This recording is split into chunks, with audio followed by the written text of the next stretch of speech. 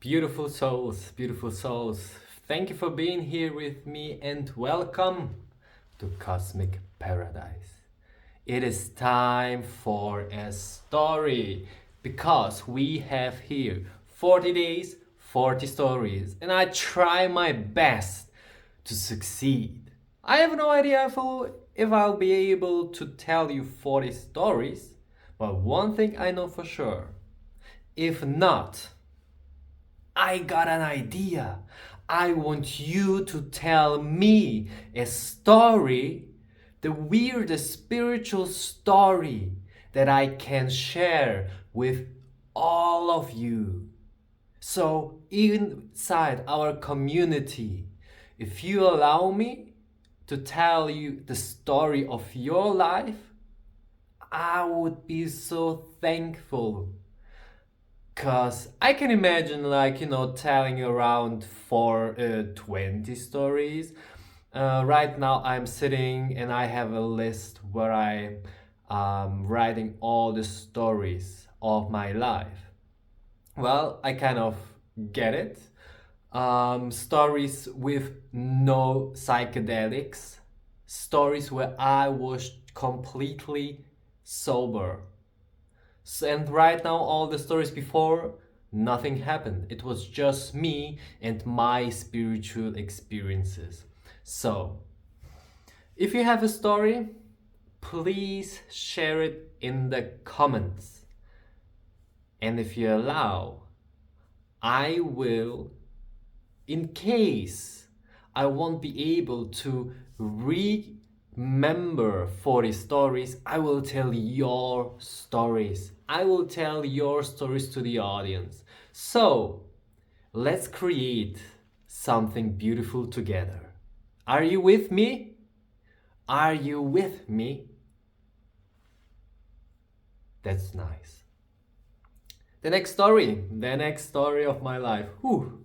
It was in the beginning of Corona. I used to work as a waiter on different events. And my chef didn't want to close his business as Corona arrived here in Germany. And of course, everything that was bigger couldn't take its place, right? So we were forced to stop our job. But my chef told, you know what? I don't want to close. I don't want to close. There is something we can do. And he started to write mails to different companies. And what he found at the end was a company, a factory actually, a factory that was making food. And I decided to go with there. So I was for around two and a half months in another city close to Berlin, and I was working every day in a factory. And one day, I'm not sure if it was on a weekend or how it happened. It can be after my shift. I've spent the entire day watching different information about extraterrestrials, the alternative storytelling, everything about ancient Egypt, everything about whistleblower, dark fleet, and so on and so on. And at one point, I was overwhelmed with those information. And at some point, it became dark. And I thought, you know what, I'm tired. I will go sleep. I was alone in the room. And I laid down and I looked in front of me.